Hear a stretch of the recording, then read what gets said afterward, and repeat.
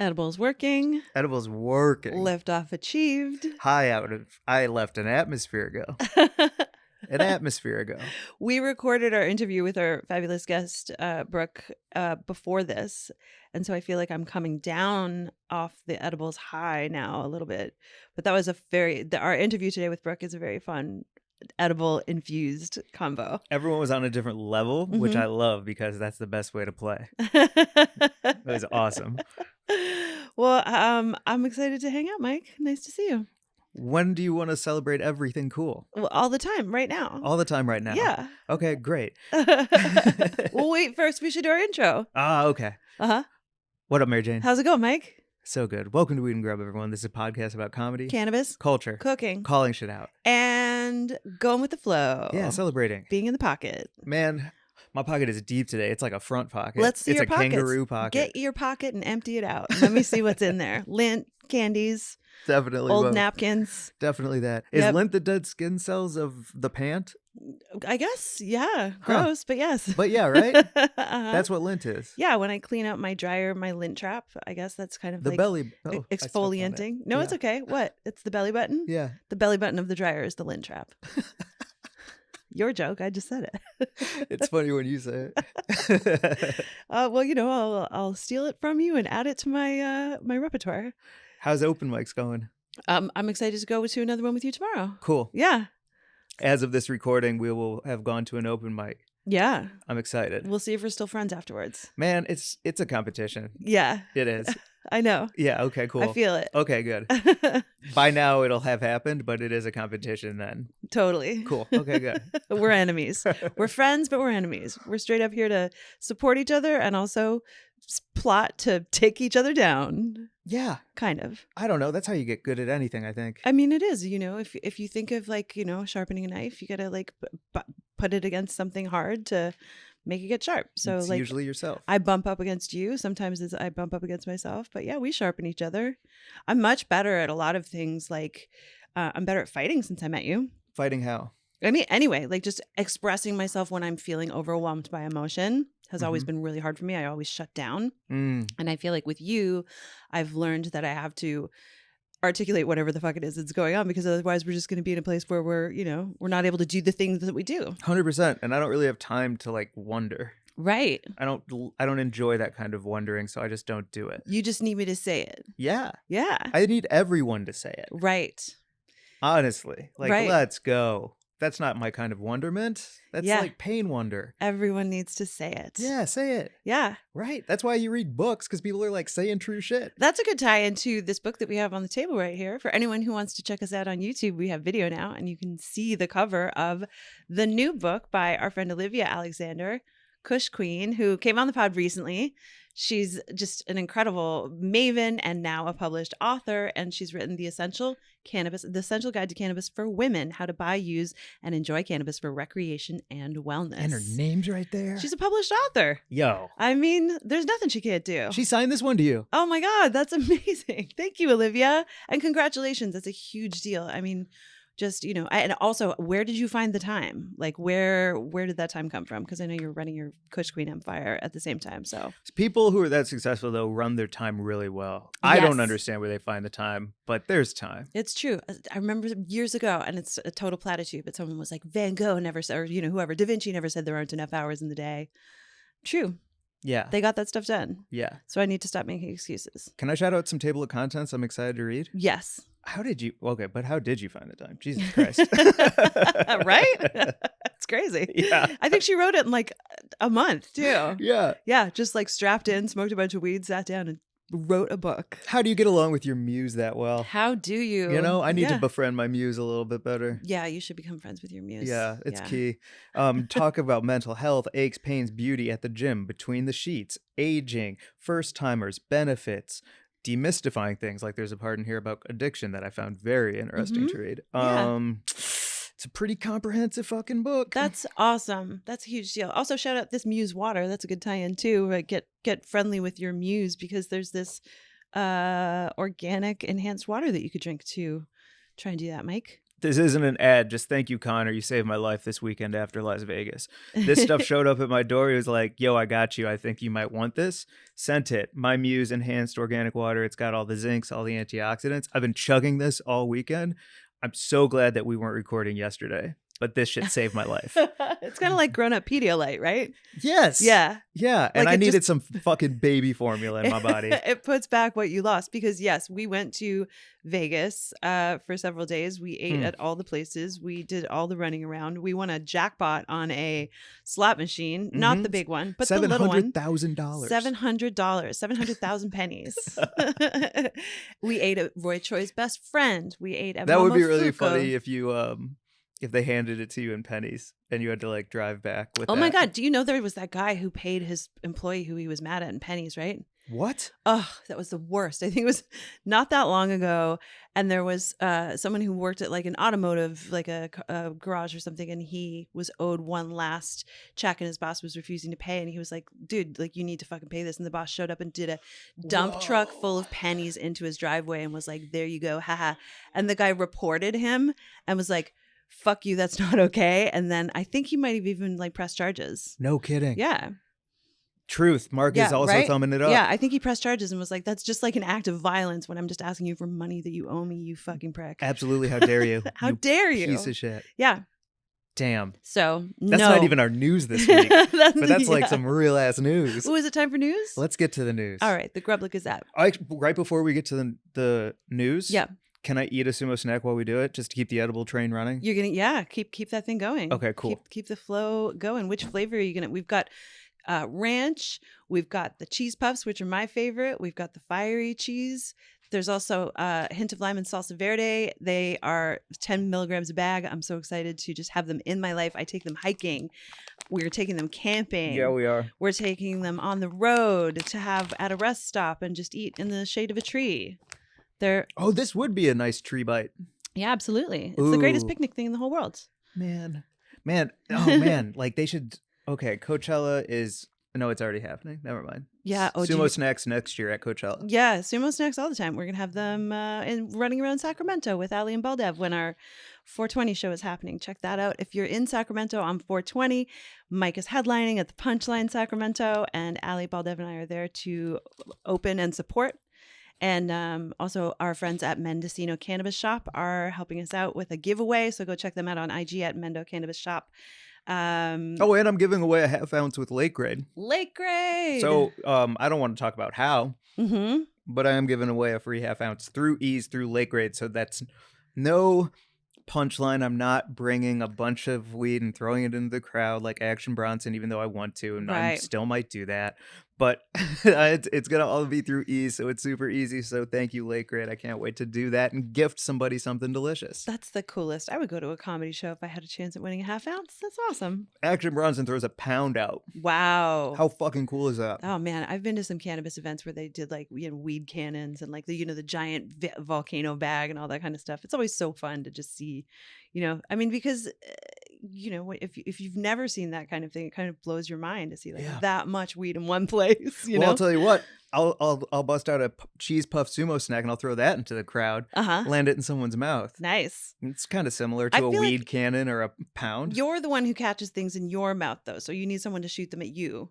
Like I need to be in the audience shooting cheese puffs into your mouth on stage. Would you please do that? Absolutely. Man, if I ever need like a power up during the headlining set, can I look to you for a cheese puff power up? I'll flip him to you like fish to a sea lion.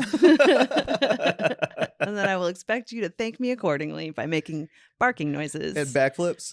I'll do a backflip. And bounce a ball on your nose. This is going to be a weird set, guys. Come on through. Let's get to the news, Mary Jane. The Grub Gazette. The Grub Gazette this week is, I think we're going to talk about the story that I wrote for Vox, right?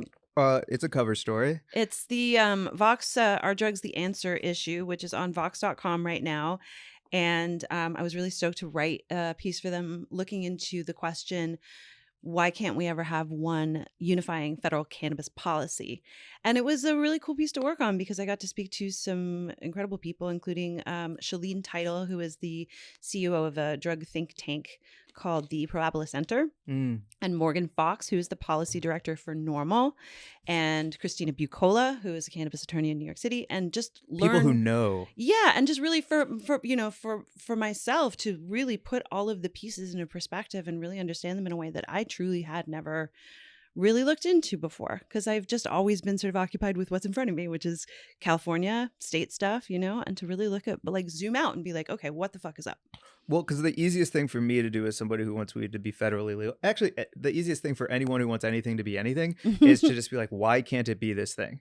Especially on the federal government level. Like, why are we talking about abortion? Why are we talking about legalizing cannabis? Why are we talking about any of these things that should be like, stop it, really? And so for you to answer that question, because it's not as simple for me as being like, we need this person out of office, and we need this dude in charge, and we need this person to die, and we need one thing that has all the checklists checked, and that all sounds so utopian, and it's just not the way that life works. Well, it's reductive too, right? Like, because the thing that I really learned is that it's such a insane patchwork of policies at a state level that then would be governed by federal law, but not necessarily, that wouldn't change laws at a state level. There are all of these different pieces of legislation moving their way through Congress right now. There are currently 4. There's the MORE Act, which just passed in the House of Representatives for the second time, but probably won't make it through the Senate.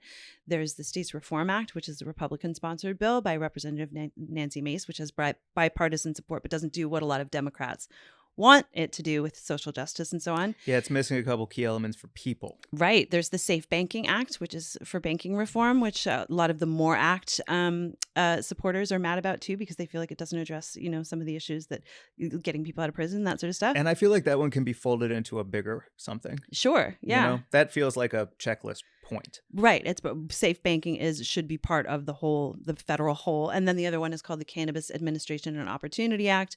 Anyway, that one's good though. I think that one has a lot to it. It's pretty comprehensive. Yeah. And it should be introduced by Senator Schumer in April, as what I was told. So anyway, it's over at Vox if people want to check it out. It's I learned a lot writing it. I spoke to some very, I learned cool a lot reading minds. it. Thank you. Man, I didn't know any of this stuff in a way that I could like formulate how policy really works and what needs to be done to get us where I want us to be. Right. And it was nice to read 3,500 words? Yeah. 3,892 words, I believe, was nice. The final count. You even hit the 92?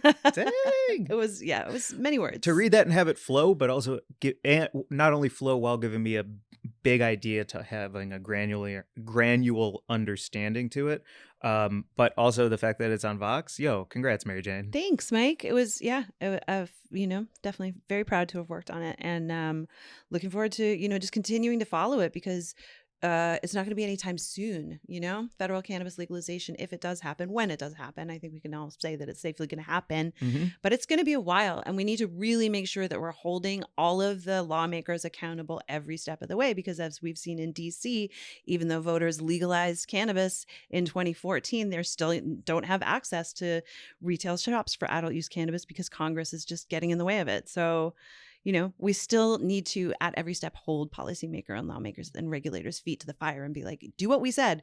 We voted this thing in. California voters approved a bill that included a 1-acre cap to protect small farmers. And then before the law went into effect, slippery bitches, they came removed through with that cap. Loopity loops. And they took that out, and the small farmers didn't have protection. So yeah, it's infuriating, and it's never ending, but it's also vital to save the industry and make sure that the rollout is something that we can all benefit from. Yeah. Right? Yeah. That's the important part. Like, everyone needs to have safe and fair access. Everyone should be able to profit in a fair way. When you have one shot at making all things equal the way that they should be, and then going from there, that's really what I want. Right. I want some equality, man. And it takes a long ass time. I mean, that stuff moves slowly. So for sure.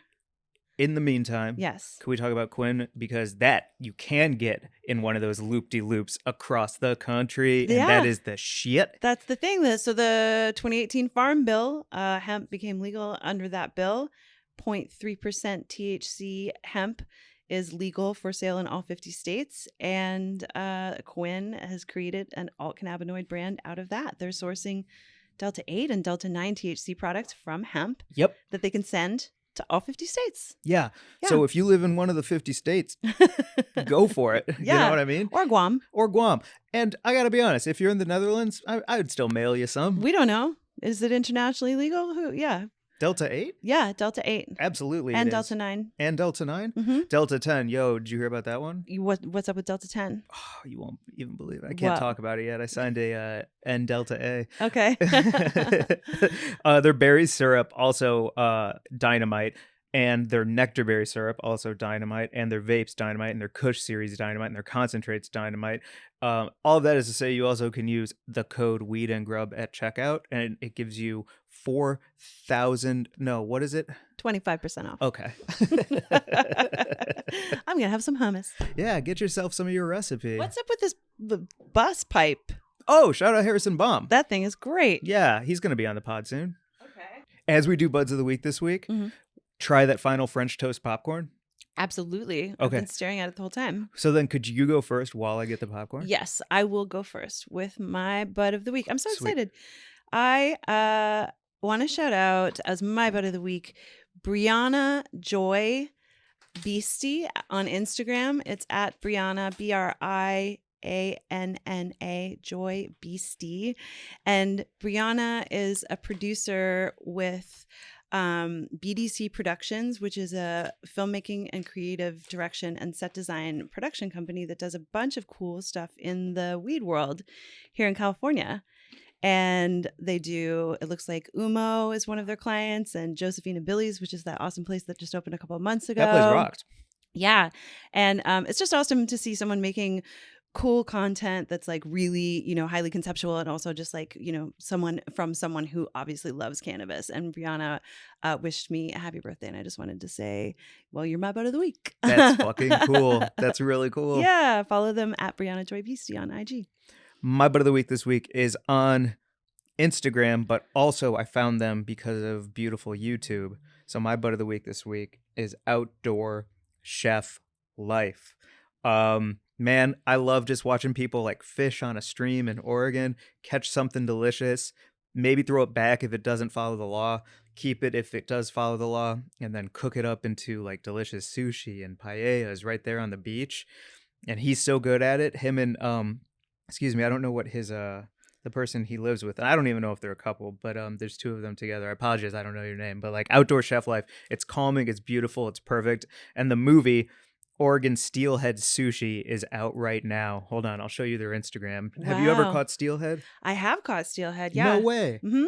Yeah, steelhead's a totally yummy. It's a trout, so it's got like that little more delicate flavor than salmon. Yeah. Like trout are just a slight. Like I've always loved. I grew up eating trout because my dad was a trout biologist, primarily salmon and trout. But and there's just something about the flavor of that that's like that really delicate, complex, trouty flavor. I don't even know how to describe it. That sounds so good. It's so good. Well, check this out. This is what.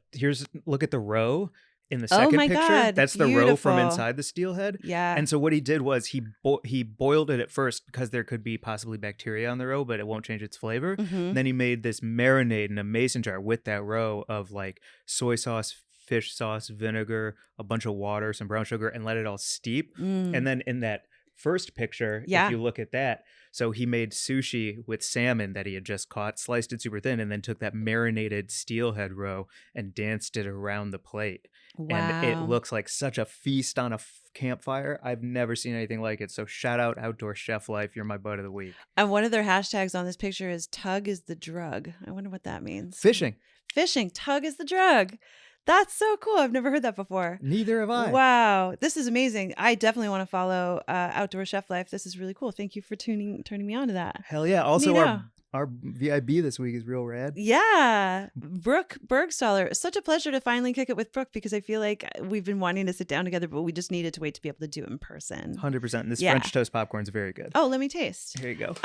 Yeah, Brooke, we've known each other for a little while. We get into the first time we ever saw each other, and she's just an awesome, sunny, delightful person doing a lot of work in many ways. Yeah. And it's really cool to hear all of the ways that she's doing that, and also just make a lot of weird jokes. Yeah, absolutely. As an artist and just like as an open flow between the three of us chatting. That was awesome. What do you think about the French toast? It's good. I don't want to crunch into the microphone, but Okay. it's great. Oh my God, it is French toast. Right? It tastes exactly like Cinnamon Toast Crunch. Yeah. Delicious. Amazing. Great job. If you want to check out sweetsergourmet.com, again, not an ad. We just met him at our friend Stephen Kramer Glickman's birthday party, and he gave us a bunch of popcorn to try, and man, it's good. Yeah, it is. Wow. Man. Well, this has been a real intro full of snacking and smoking. Yeah, we just like did And a hard right sipping. before we were just about to get to Brooke, and then we're talking about popcorn, and that's how this episode went. Actually, folks. that is a perfect example of this interview with Brooke. It's like ramble over here and ramble over there, and here we go, and here's our interview. So without further ado, here's our interview with Brooke Burgstahler. Big That's firework. kind of like a fireworks ASMR. Or like farting ASMR. Yeah. That'd be okay. Some good farts. Always funny. Never not funny. Never not funny. Never not I had one funny. the other day that like filled the bowl with hot air. Whoa. That was awesome. Ew. Why? It felt amazing. You filled a bowl with hot air? Like, you know, like a good fart that'll fill the whole toilet bowl with hot air. I don't think. No, I don't know what this. I've never had this experience. Oh. I didn't know this was what I was looking for either. Is this right after Vegas? Yeah. Yeah. What did you eat? All What of it. happened? Just Buffet all of after it. buffet. Yeah. The Taco Bell cantina. Yeah, the whole cantina. I mean, we can get into it. Are we ready? We've been rolling. Oh, okay. Powerful. Yeah. Mark's the man. All He right, knows. He let's- knows. We'll go. Well, Brooke, what up? Hey. That's an awesome intro. Yeah, now I'm still thinking about farting. I'm assuming you guys know this. I don't know too much about like pop culture, but what I do know is often weird. There's a girl from a reality show like a 90 Day Fiance, and she was farting in jars and then selling them online, and she made like $500,000 Mhm. What? from selling her patooties. Didn't she end up going to the ER or something though? Something happened because she was like eating so much food to be able to fart in all the jars that She couldn't like, keep up with the demand. She couldn't keep up the supply and the demand. It was too hard on her digestive system. I believe she ended up in the ER. I didn't know part 2 of the story, but I honestly think that makes her more honorable because that means she was actually farting. She wasn't just saying, I'm closing up the gas in Yeah. here with a rose petal and sending it off. She That was was really doing it. Real deal. So this Full is of like a fiber. niche market, and it's going to sound like a joke, and it's not a joke. Cameo for farts, where she can take what she's already capitalized for himself and then make a network of jar farters that can work with her under a production hub for different, just because the supply and demand, now you can like spread out a little bit, and it's not just all on you. I would be a freelance Yeah. jar farter for sure. And what are you guys like besides the podcast? Maybe this is. I know. I'm already thinking about different You want sized to invest in jars. things. I need new revenue Mary Jane, streams. this is it. Yeah. Yo, because you can do jar size. You can do like Mason versus Oz. Wow. Oh yeah, you could be like beautiful. Yeah, farting in Glass vases. Chinaware. Okay. Oh, that So would yeah, fun. that's how I'm doing. How are you doing? Well, we need to introduce you to our listeners. Can you let Oh. everyone know a little bit about who you are and what you do? Oh my goddess, sure. Hi, I'm Brooke, and I am a comedian and an actress and multi-hyphenate because I'm a millennial, and I have a cannabis and wellness platform called Budding Mind, and now a podcast because life took me there, and You do things. I do things. I do Yeah. a lot of things. You Yeah. do so many things. So many things, Yep. and yet You know where I first saw none you? at all. I think before we'd actually met in person, I saw you as the sort of face of the double-blind mushroom course. Oh wow! Right? And you know, I knew you well before that for Mary Jane. From where? Oh wait, no. Whoa, I love playing this game. Okay, Okay. wait. Yeah, a long time ago. This is so long ago. In a galaxy far, far away. High Times filmed a like 500th issue. Yeah, Mike was there too. 500-minute long extravaganza at Yep. some random ass studio in Hollywood. I worked at the random ass studio. Yes. And so No I saw you shit. there and I was like, oh my God, she's iconic. But you like were busy being I was so high. For you were that busy 24 being like hours. the leader of High Times. So but I was like, can I get you a water? Oh my goodness. Yeah, so that That- was our first energetic exchange. That's right. That was Yeah. that was a crazy day because it was 500 live stream minutes. Shout out John Capetta for making it all happen. And Yes. John Capetta brought Mike Glazer into the studio that day Because he's the best. because he's the greatest. And you came through with our friend Ryan Howard. And Also the Is best. that how you met? We knew each other at that point, Oh, okay. but not well, and we Okay. weren't doing anything together. And Mike showed up, and I was so high that I had my hoodie, like basically I was doing like an ET, sitting in a stool facing the wall on a 5-minute break from being on camera for like 500 minutes straight, smoking with Pinsky and whoever else was around, and it was just so that was a crazy day. So you did the day right. Yeah, I mean, but you know, I mean, you both know being on camera when you're high is its own special kind of weird skill that you know, you don't know, you have to learn it until all of a sudden you're doing it, and then you're like, whoa, it's weird, right? Yeah, it's actually something I don't venture into often, surprisingly, as much as I like do stuff on camera. Same with stand-up. I've tried everything high at points in my life, and as someone who has an undercurrent of anxiety, I've just learned that like, don't do my auditions high, don't do stand-up high. Like sometimes I don't perform as well, and I'm not as eloquent as I would like to be, except I'm a little high right now, so we'll see what happens. Roll the dice, baby. Yeah. I mean, we did I just was talk like, about farts they're and gonna be jars. baked. I know. I don't You know if played we're gonna along real smoke well with there. that. What's gonna happen? Perfect. I gotta get ready. Man, so you were working at that studio because you were here in Los Angeles working as an actor. Yes, And then and how obviously wasn't working as an actor, so I worked at a studio. Well, I mean, Get in where you listen, fit in, yo. Hey. when I was working full time as an actor, I was still working as a bartender and a copy editor. Yeah, I mean, that's the biz, right? Are you listening to? There's a great podcast right now that I've been loving called Dead Eyes No. with Connor Ratliff, who it's just a fantastic podcast Mark's about nodding. the industry, and I won't get into it too much, Plug. but suffice to say, like really, truly, it's such an incredible listen. It's about him tracing the story back to when he was fired by Tom Hanks from the HBO miniseries Band of Brothers 20 years ago. And he's an actor? And he's an actor, and he just talks about all of the ways that you have to sort of mind trick yourself into believing that you're doing well, even when you're not necessarily doing well, by talking to a million different guests. But it's that trick of like, I'm an actor, but I am also, I also have dead eyes. well, no, and I'm also here to give you a canapé, you know? Yeah. And that, to not let that kill you. Yeah, I think that sometimes I don't know. You know, I can't predict my future. I have hopes and dreams, but like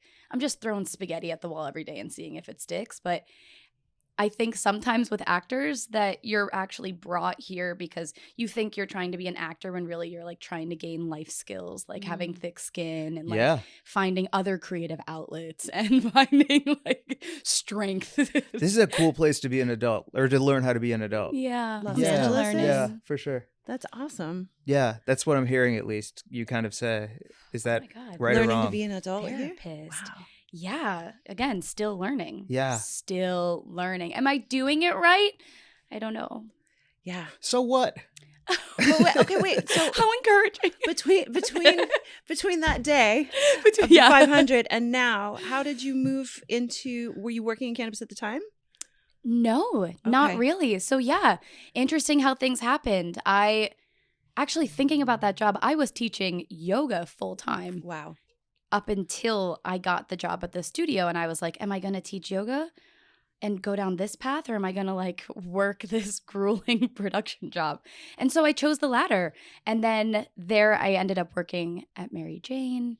And then that kind of snowballed and enlightened me to like, oh, I can make weed content? How crazy. And this Wow. fusion of interests, like making shit and having it be about cannabis was a pretty spectacular learning moment. And that really important thread I think that you have with Budding Mind is the sort of wellness aspect of it, which is, you know, like I've heard you talk about, you know, all use is beneficial no matter how you're choosing to get that plant in your body. Like you can see it however you want, but it's like it's always going to make you better if it works for you, I guess I should say. Yeah. I mean, I actually don't think that cannabis is for everyone. Like when people Right. say, I've never tried it before and I'm really nervous and I don't know if I should do it, I'm usually like, no. Yeah. Right. And I think that goes for a lot of substances too. Like some people are allergic to aspirin or like penicillin or whatever. But David Chang just did a month no alcohol, no sugar. Mm-hmm. And I was Oh, like, yo, hard. that sounds interesting. That's Like, really you know, hard. like and when you put it some back things- in your body, what is that going to do? Totally. Mhm. Yeah. So like little breaks, or if it ain't for you, or see if it's for you and then it ain't for you, yeah, whatever it baby, means. Yeah. know yourself. And you Yeah. can get your plants like in a lot of different ways. Doesn't mean that you have to get high. But yeah, the wellness aspect of cannabis is very important to me. And I think is also just like, as we frame the narrative of weed, that's just like a sector that ought to be included in the conversation and tends to be one I lean into. But I don't know. I've never gone no weed for a month. I've never really taken a break. Yeah. From Since consuming. when? Since when? When did you find your affinity? And what day? Yeah. What? And what were you wearing? When were you? Oh, goddess. I mean, I tried weed in high school, and like, this is a true story that's absolutely humiliating, but is a stand-up joke that I shit you not. I started smoking weed in high school and then would write in my diary. Like, I didn't know what manifestation was or affirmations. And I wrote, like, I want to buy my own pipe and I want to buy my own weed one day and I want to be a stoner. Like, I have it written, like when I was 15 or something is when I started dabbling in weed, but I never bought it. And I think when you buy weed or any substance, that's when like you do it. Where did you grow up? That story is in Arizona. I'm from Buffalo, New York. Okay. And like salt and pepper in between, but Nice. but I went to college in Miami and my roommate was a stoner and I was an alcoholic. And then because it was Miami and college and I can't even imagine. trauma. Yeah. So yeah, Miami was Wow. taxing on my body. I'm still saying sorry. Yeah, get you trained for Vegas, right? Like it gets you Yeah. in shape. Once I spent 7 days in Las Vegas on spring break from college in Miami. Whoa, Wow. 7 days. Yeah. What'd you do the 5th day? Praying for my former self. I don't know. I really don't know. I think it was like pure survival mode towards the end. Yeah. Like, So intense. but yeah, I started really having a relationship with cannabis in college when there was like a transition phase for me. I got locked in a bar because I was too drunk. And then after that moment, I was like, oh, like if I keep boozing this hard, what's going to happen next? The metaphor of that comes true, right? Yeah. Locked in a bar? Yeah. Get out of here. Quite literally. Whoa. Yeah. How did you- What a Sounds sign like of a fun sign of a sign of a story, sign. but Yeah. oof. Yeah, but that's when I was like, okay, maybe there's other things I can do besides going out to a bar and drinking. Instead, I would like smoke weed and make crafts. I got locked in a bologna factory No, you didn't. and I had to stop. Was that literally your dream come true? It was. I need to know how you got out. Sorry, before we move Oh, on. sorry, I tried to interject like 4 times. I I'm know sorry, Mark can Mary hear me. Jane. I'm going like, Yeah, you guys, the conversation rolls fast. I love it. Let's go. My Zip, brain zap, is zap. how flying. did you get Sorry. out of the bar? Okay, how did I get out? Okay. Jesus. I woke up in the bar. I was still quite inebriated, so I was like very open to breaking out.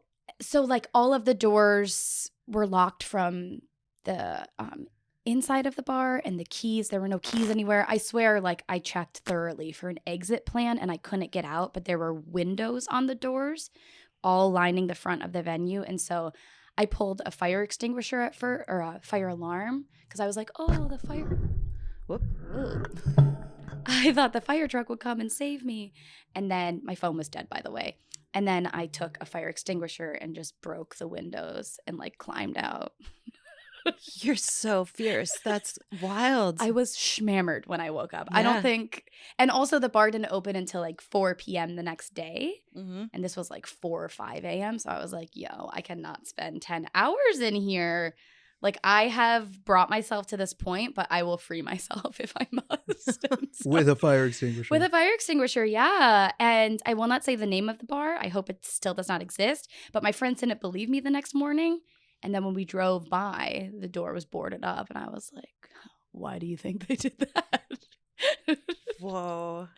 Yeah. It's Cool. like a great story and also a terrifying story. Yes, totally. That It's is funny, but like it's like a million little oh. pieces, right? It's that sort of. I don't know if you ever read that book, No, which I it was a haven't. memoir that was, I think, proven to be mostly made up. But his story Oh, was I of that, remember like this. the waking up and being like, okay, this is it. Like I Yeah. can't do this anymore because of the state that he found himself in. So I just feel like it's that similar sort of like origin story of like, okay, now it's different. Should I write a book about it and then make Yes. it like a sub scandal? Yeah, That- because it's already a great stand-up bit. You may as well like 100%. hit all the areas, all the fart jars. Wow, I love that. You guys could sell like munchy farts. Yeah. I don't know, just a spinoff. Weed and grub jars. We didn't grab jars of munchy farts. Great. Has your whole life been like this? Just like What? wild moments of like being so present that you're aware of what crazy thing is happening to you right now? Do you have other crazy stories like that? Because that's wild. Oh my gosh. I mean, I'm sure I also have a really poor memory, so sometimes the stories get swept away. But another crazy story from the sky. What was the show you were on when you're as an actor? Yeah. Yeah, you like had some cool trailer pictures on your Instagram. Oh. Can we talk about them? Oh, well, as an actor, there's obligatory bragging for whenever you book a one-line moment on a Yes. show. That's awesome. So, actually, yeah, I have in the summer, I will have lines on shows. Oh my God, can you Whoa. believe it? That's fucking huge. huge. It's thrilling. It is. It's crazy that like that is huge. And in the grand scheme of acting, you watch the Oscars and you're like, oh yeah, those people have careers. I'm not like negging myself at all. It's just fascinating. That's the thing, though. I mean, with the Oscars, obviously, that's the rarest air there is. For You, sure. just by dint of being a working actor, are also incredibly in a very small percentage of people, and it's just the fucking coolest. I mean, I went to Yeah. theater school, and I know there's a you're very an small actress. percentage of I'm not working at all at I still think of myself as an actor, but I haven't worked as an actor in a very long time, and so I just Mhm. recognize like what that actually takes from someone to be a working comic or a working actor. Like, mad props to you guys, because Yeah. it's so hard. It's a road, baby. Yeah. So you got back into stand-up after Hell like a yes. little reprieve, right? Had to immediately. Mm-hmm. But before we talk stand-up, because I know we both are like great at stand-up comedy. So great. Would you both say as actors, because you've done it better than me, that like a 1 to 5 line scene is the biggest pool of competition? Mm-hmm. Because the like it's a pyramid, right, towards Oscars. Is that fair to say? So like you getting these roles that you're not naming, but they haven't come out yet. Is that the biggest pool of LA? I did just hear on that podcast that I was mentioning, Dead Eyes. He interviews at one point Colin Hanks. He gets to, before he actually talks to Tom Hanks, and Colin Hanks was saying one of the craziest things that you don't really know when you're auditioning for those roles, those 1 to 5 line roles, is that more often than not, the offer's already out to a star of some recognizable person, so that then they will,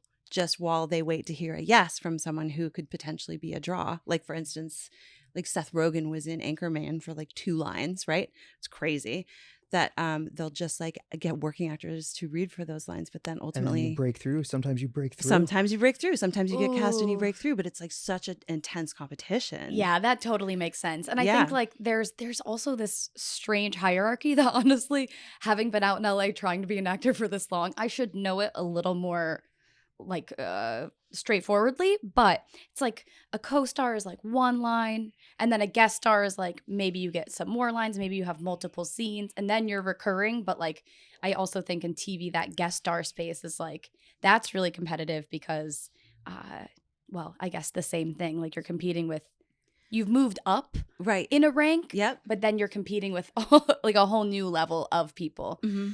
Can I ask more acting questions? Yeah, Is that let's cool? go. Yeah, because of course. obviously I'm the expert. I mean, listen, you're going to be on screens. We can actually go and watch you on screens this summer. Wow. It's fucking cool. Thank you. Like the way you both describe it, it's because it's not a job where you can kind of walk in and know what to expect every day. It's not that kind of job. So it's a new job kind of every single time. Like when you have those 1 to 5 lines and it's on one type of show or it's on another type, like how do you show up that day and like do your best?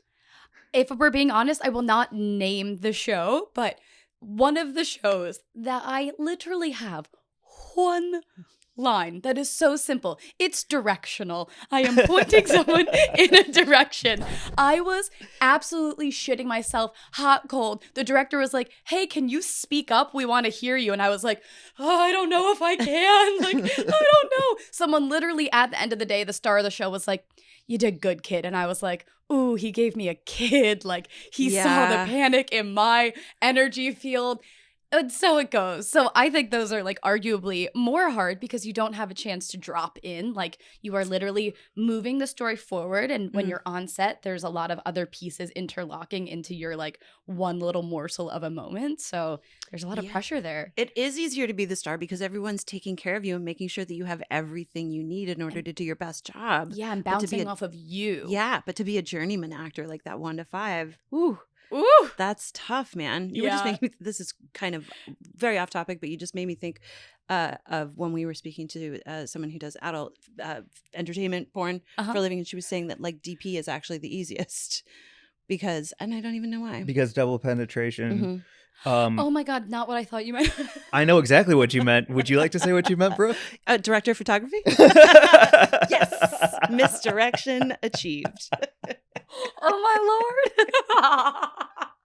Oh, really? Okay, and why is that the easiest?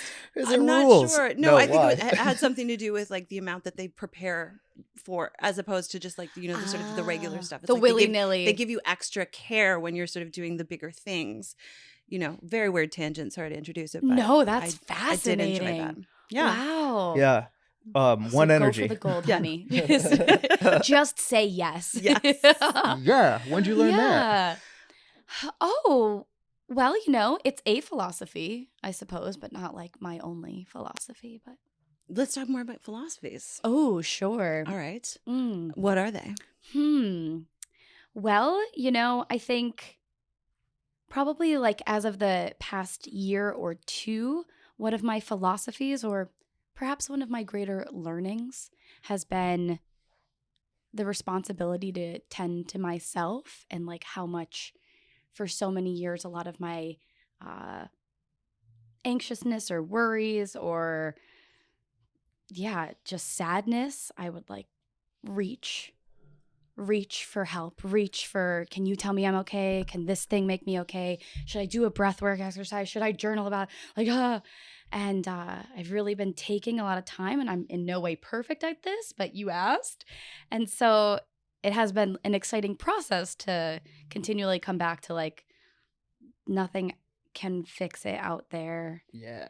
And even if I can't fix it, I still have to like sit with it. And there's like a responsibility to myself that when waves of emotion come up, which they do, I'm a very emotional creature. You know, I just have to like sit with my hands on my chest and acknowledge it. And that process of acknowledging what's going on in me has been, it's funny that like that is what really lifts the weight off my shoulders in those moments a lot of times. That's awesome. Yeah, sitting with it. Yeah. Yeah. And just like embracing whatever gunk is there. Life That's is all awesome. about cleaning it up. Yeah. Your parents gave you lots of gunk, and then you spend the rest of your life being a cleaning lady. Chip, chip, chip. Of that, yeah. Mm-hmm. You make me think of that gunk too. The metaphor. My one of my awesome therapists is telling me that trauma is like literally. Her metaphor was that it's like if you take a library, as a metaphor. I'm sorry, I'm having a moment where I want to assemble the thought because it was a really cool one. Beautiful. Mary Jane makes mind palaces. Yeah. Oh, do you have it? Making Sorry, a I was mind just palace. filling the gap. A mind library. No, if you look at a library and you just imagine every book off the shelf and every book covered in gunk, that's trauma. And the process of healing is to pick each book up and wipe each page clean before putting it back on the shelf. And that's our process of recovery. And it really helped me to sort of understand it because I had this diagnosis of PTSD, and I was like, nobody can help me understand what that means. But if I can actually think about like tidying and cleaning and taking care of the parts of me that need attention, it makes sense. Wow. Bit by bit, baby. Yeah. Book by book. Book by book. Join my book club where we open up a chapter of my trauma. Yeah. Woo. I mean, there's some fun books in there too. Yeah, there's some coloring. There's some Far Side comics. Yes. Okay, few. There's some choose your own Calvin, some adventure. Hobbes, You know, yeah, that's Tight. good stuff. Another philosophy I have is that people call their father's dad or daddy based off how much money they make. Ooh. Like all my friends who have wealthy dads call him daddy, and Whoa. like, Dad, if you're listening, Dad, I love you and you've done so much for me. Don't get me wrong, but like we don't have a family plane, you know? Yes. Oh, I thought you said plan, but also. Oh no, probably not that either. So you've got a pretty good overview of the cannabis scene here in LA. I want to ask you about the good and the bad of it, because I feel like we're all in the swim. We all see each other at the events and the parties and the stuff. What are your takeaways from what's going on in LA and California right now with cannabis? Are you feeling optimistic? Are you feeling frustrated? What are you sensing? You know, probably for a little bit of time now, I have felt, and I've been coming back into the swing of things, but yeah, the cannabis space, I think I just like have hit it so hard that for a minute there I was panicking. Like, I have other interests. What are they? I'm so focused on this like very niche community and this very niche part of myself. As much as I do love cannabis, like, I don't want to be locked into one thing forever or as an identity. Now I've returned to being grateful. So I guess I say that because I haven't been to that many events, especially since they've been coming back online. But I do think that being a part of it, there is a defined cannabis community here in Los Angeles, and that is fucking wild because I don't know. Granted, I haven't been in many other industries. Like, maybe if you were pushing NFTs or crypto, you'd be going to all those events and you'd be like, these are my people now. But the sense of community in like a business framework is really fascinating to me, how year after year this space continues to foster that. And as far as like, are you asking about legislation and things like that? No. I was like, girl. Yeah. Oh, I know. That's girl, like, I have not been reading much. yeah. Ugh. I mean, it's just such a weird time in California because, we talk about it on here all the time. It's like, it seems to be the sort of like marijuana mecca of like, the land of opportunity and everything's fabulous. And if you want to launch a weed brand, you can. And then you talk to the people who are actually in the industry and they're like, everything's terrible. No one's making any money. The regulators have failed us. They've not legalized federally. You know what I mean? And so it's like that tension of the, pie in the sky versus what's happening at a policy level. Right. And it can be tough. I give a lot of credit to, I know that all the brands that we see on dispensary shelves right now are making a lot of sacrifices. Yeah. And there's a lot more going on behind the scenes than like the beautiful, bright orange pre-rolled packaging. Yeah. And I give a tip of the hat to a lot of these brands because I do think that while I'm optimistic, a lot of them will probably have to dissolve to make space for people with more money. And like, I think a lot of these brands are kind of laying the foundation for an industry that they won't necessarily be able to make it in. That's a bummer. Yes, I totally agree. That was a big hat tip. Yeah. I mean, massive hat. Yeah. Big tip of the hat to weed. Thank you guys. Thank you guys so much for doing the work. Yeah. For to creating. Make it clear and cohesive for other people to eventually. Dang, it's fucking rad. This is like a much like needed episode for me.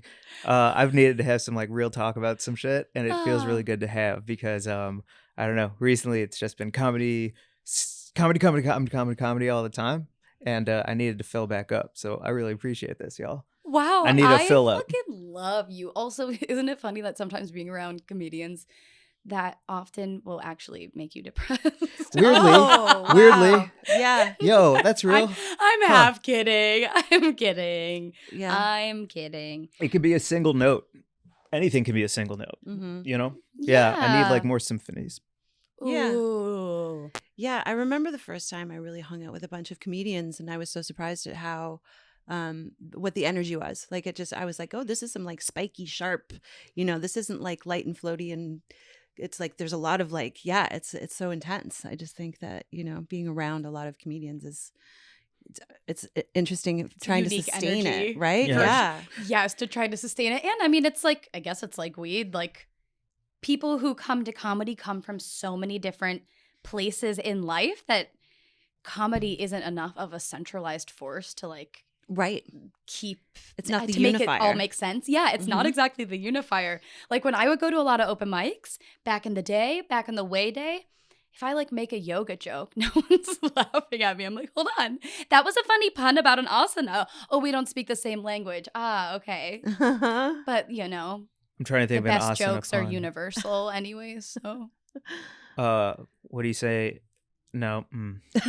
Oh, you're trying to think of a yoga joke? Asana like a pun? nice asana pun? An asana pun. You've got a nice Or, asana.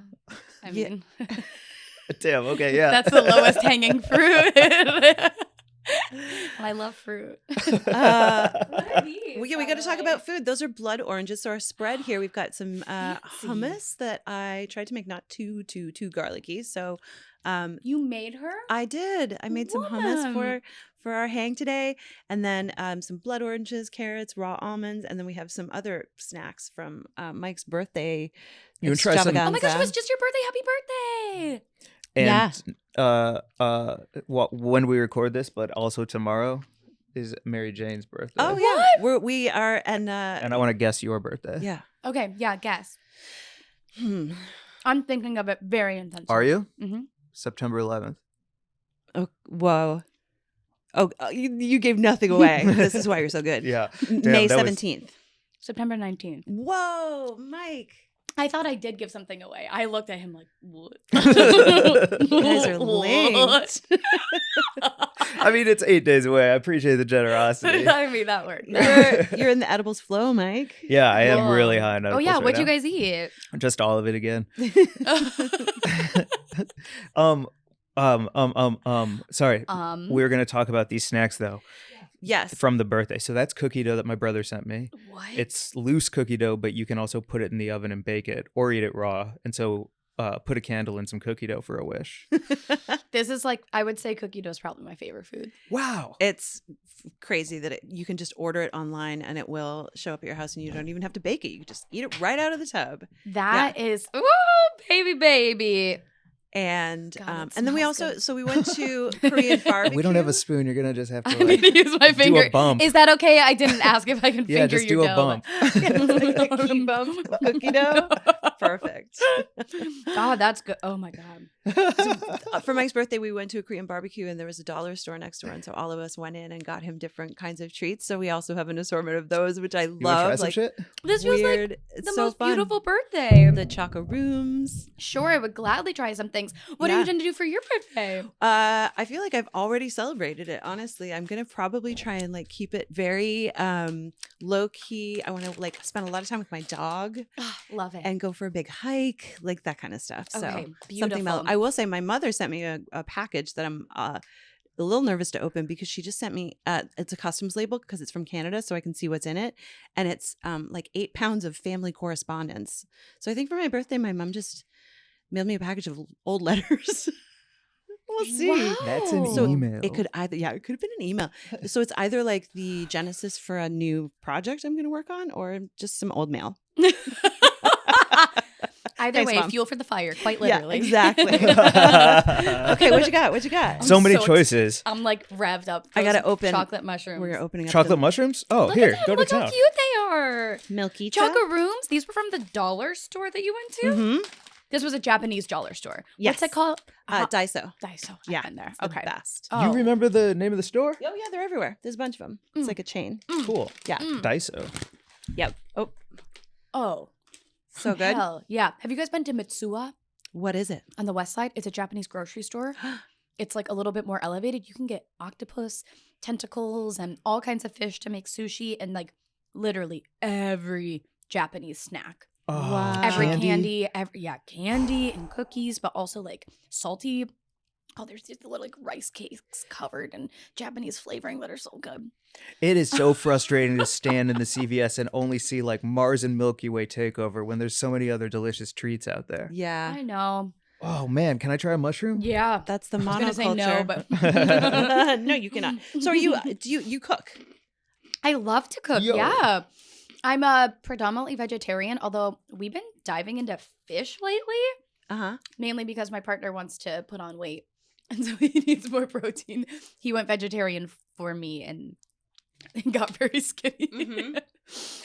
He's a skinny guy. He's a string beam. That's how I like him. Yeah. Break him. He's gonna be strong, sinewy, hottest body in the world. But yeah, I love making like sauces. That's usually the inspiration source of a lot of the food that I make. I love making nut sauces. What is a nut sauce? Okay, well, it used to be cashew sauce, but it turns out I'm allergic. So now it's almond sauce. And you just got to get a Vitamix, just a casual, very expensive blender that someone gifted me. And I wouldn't have it otherwise. Your family doesn't have a plane. You have Vitamix money. But like almonds, when you get certain nuts, like you don't have to soak really in order to make a nice sauce. So I get slivered almonds, nutritional yeast, some spices, maybe some sriracha, like Ooh. a nacho cheese almond sauce. Mm-hmm. Everyone listening is like, that doesn't sound like What do you a put it meal. on? It sounds And you fucking spoon delicious. it into your mouth. I drink it like a Put it milkshake, on a sure. stir fry. Fuck up some veggies. Yeah. Make a little fried tofu. Can I ask you a Yeah. question about fried tofu? Do you cook it? Yeah. Yes. Okay. I just bought some tofu. I've never made fried tofu. I'm so Okay. excited for you. Um, I got the trick. you do? Mhm. Hit me with it because I know that you have to get as much water out as possible to make it brown and crispy. And I think maybe I'm wrong about that. You got all the Well, you answers. do, but you don't have to try too hard. But you could just take your brick of tofu, put it on like something that will let the water run underneath it, and Uh-oh, we got a microphone. Oh, okay, there we go. There we go. Just put like paper towels over it or a towel, and then a heavy book on top, and then set it for like 10 minutes, 15 minutes. all your and trauma. it'll squeeze out a bit. All your trauma, baby. Put your That's trauma in the right. tofu. Get that gunk on there. It's a reversal. I've also heard that you can just wrap it in paper and put it between your mattress and your box spring and sleep on it. Princess and the Pea. That's one method. I love it. You know. Did I pee the bed? No, my tofu's leaking. Ew. Awesome. But then I use cornstarch to fry the tofu. Cornstarch and like a bunch of spices. And starch is like, it's so sticky. It's almost like chalky. So it binds to the tofu Mwah. Sounds perfectly. And then you fry it in some oil. And baby girl, make a little almond sauce on the side. You have yourself a LA meal. Ooh, that sounds Yes. good. With chocoroon for dessert. Exactly. No one needs to go to Erewhon. We'll just come over to your house. Do you guys like Erewhon? I love the things they have there, and I wish I could afford them. Like, I had a friend bring me a golden milk disheartening. latte when I moved to LA, and I was like, I'm going to have one of these as often as I possibly can. And he was like, well, it costs like $16. I was like, oh. So love it. And, you know, wish I could go there more. How about you? I used to really go hard on Erewhon, and then I really had to like look at who I was becoming. Mm-hmm. I think all the Erewhons have different like communities, and so I lived by the one by the Grove, which I called Influencer Erewhon. Oh yeah, it And, sure like, is. Yeah, at any given moment there was a fitness model inside of that building. Mhm. It was Full a very, light kit very setup. weird place. I always felt like people were like looking at you, like sizing you up to see, like, are you someone? I was like, no, I'm just here for buffalo cauliflower. Like, please let me leave in peace. Yeah. Here's my $30 for lunch. And the thing that I've learned in LA, which is so wild, is that if you are someone, you generally look like you're not. Mm-hmm. The people who look like they're someone are the ones who are trying to. Uh-huh. And the actual, like, the power players, they move amongst us without you knowing. Sunglasses, Right? hoodie, like you at the high times. Yeah. Pulling the ET move. Low key. Or they're not even in the store because they don't have to be. They Yeah, send their people. Exactly. Although I did see Drew Barrymore there once. And she was with like everyone was so young that was with her, but she was with a gaggle of people that were like making sure Drew was okay. And I was like, she doesn't do this much, does she? She was so tiny too. I saw Army Hammer in the Santa Monica Whole Foods in the produce section just all by himself. When? Pre Post-scandal? everything. Oh, okay. Mhm. Yeah, it was probably like 2018. I wish you had And- known. You could have taken some pics, gotten a side interview. Listen, talk to me about ribs. Talk to me about knife play. Talk to me. Talk to me about knife play. Talk to me about all Isn't the that things you seductive? Yes. How sharp really my get the knives are. fuck away from me. Oh, jeez. Well, at least he has family wealth. He has a daddy. He'll be fine. He does have a daddy. He'll be absolutely fine. Are you dad? You're dad. You wouldn't call your. What do you say? My father? Yeah. What do you call Steve? Steve? Hey, Steve. Shout out, Steve. Yeah. My dad was Dai. Dai. Ooh. Yeah, which is a little sort of in between. Yeah, he's crossing some lines. It was because there. my sister had a made up language where she gave all of us weird names that don't exist anywhere else. And so that was his made up name. What was yours? Ragged. Ragged? Oh my god, I love that. Wow. No that's explanation. so cute. Comes from nowhere. You don't need one. No. Yeah, that's actually your given name. It is. It's the calling you name I'll be that. recognized by when I enter the next realm. Mhm. They'll be like, Ragged. Ragged, you're here. Oh, I'll I've be heard like, that. That's right. That's how you know you're in a cute. really good place, huh? Yeah, if I hear Ragged, Yeah. I'm in a safe place. Oh, For I want to sure. get you like a gold chain necklace, you know, like one of the ones that say people's names on Yeah. it, but rag it. I would love that. I had one made that said Oprah a long time ago. I thought that was a really funny joke. And then I was like, I think Oprah might be a bad person, but I never did any research. I just decided. Uh-huh. How do you spell ragged? I'm Wait. assuming it's IT? Ragged? R-A-G-G-E-T. E-T. Yeah. Okay. This for Oh. necklace purposes. Okay, thank you. Okay. Thank you. you Your have time? birthday's tomorrow. Yeah, I know. Yeah. Wait, what? How, I gotta and go what to a kind? goldsmith. You guys know anyone? Oh, you're gonna get it melted? Awesome. I want to, this is a random question, but do you have any body mods? Are you into tattoos or anything? Oh my God. Ooh, sexy question. Yeah. Take out those knives.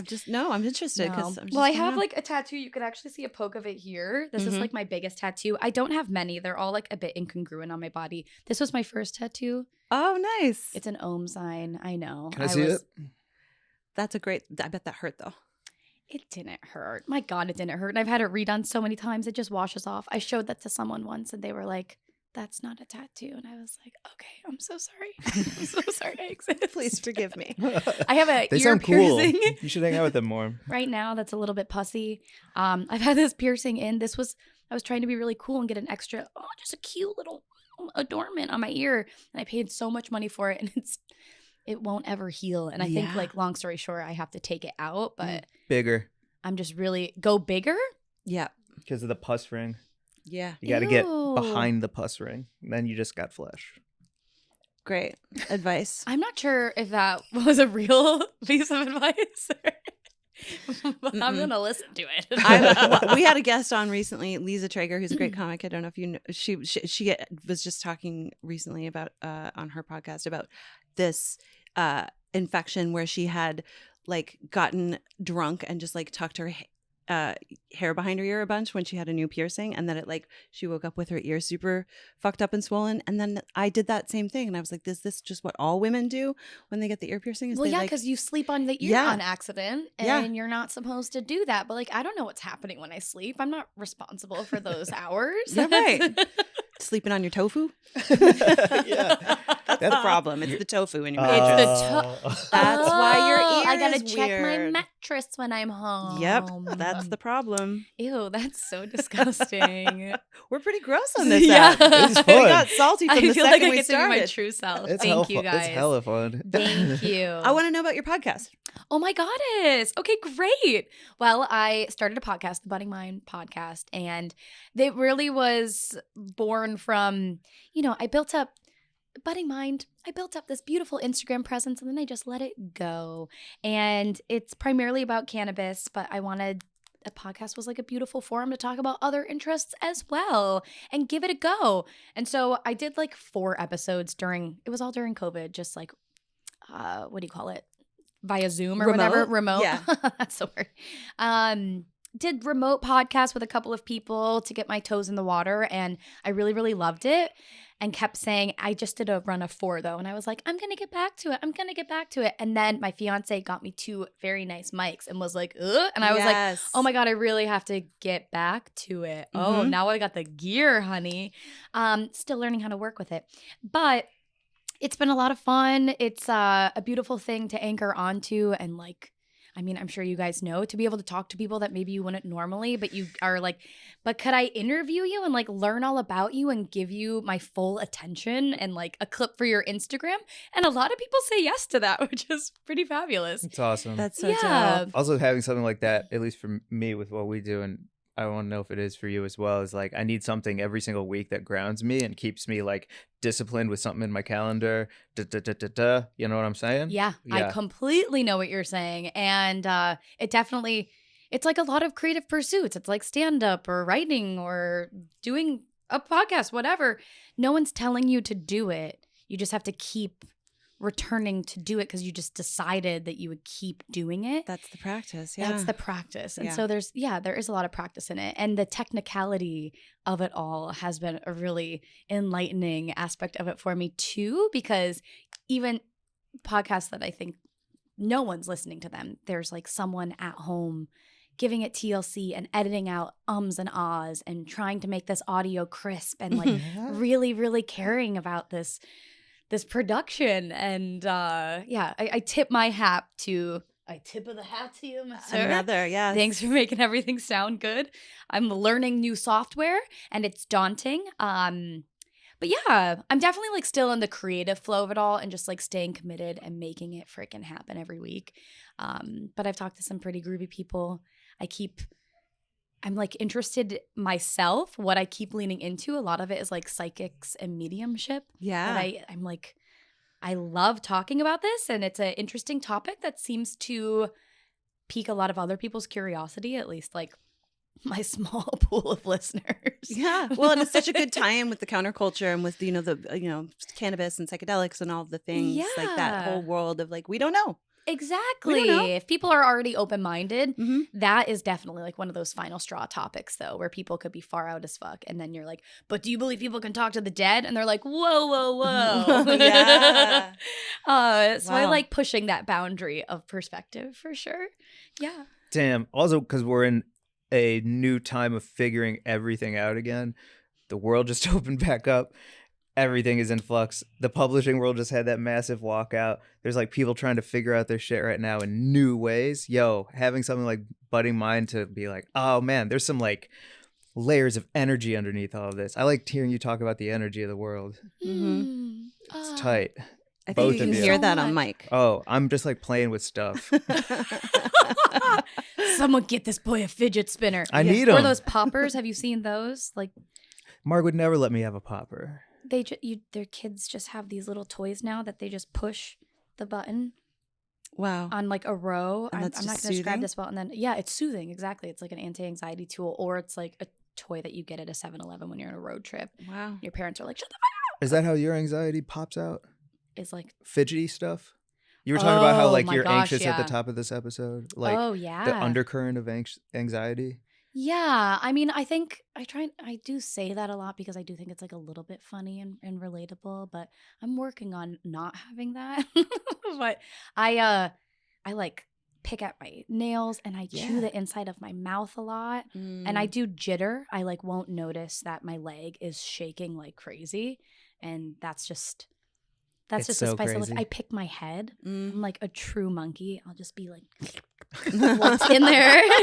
And I'll like catch myself driving like a hand on my head like, Brooke, this is so weird. Yeah. Why are you doing that? And then 5 minutes later my hand is back there. I'm chewing my mouth again. Yeah. Yeah. Totally. Yeah. Ooh, that sounds soothing to me. Well, I'm going to get you one of those pokey things. I need a poke. I picked it up again. See? Wow. Whoa. Well, I know we got to wrap. So will you tell everyone where they can find you and all of the cool things that you're doing? I would love to. I exist primarily on the internet. You can find me on Instagram at Brooke Burgstahler or at Budding Mind. And you can also go to buddingmind.com. That's right, baby. We got the .com. I had to fight for that. Yeah. And yeah, other than that, send me a message. Hope to talk to you. Love you, miss you, bye.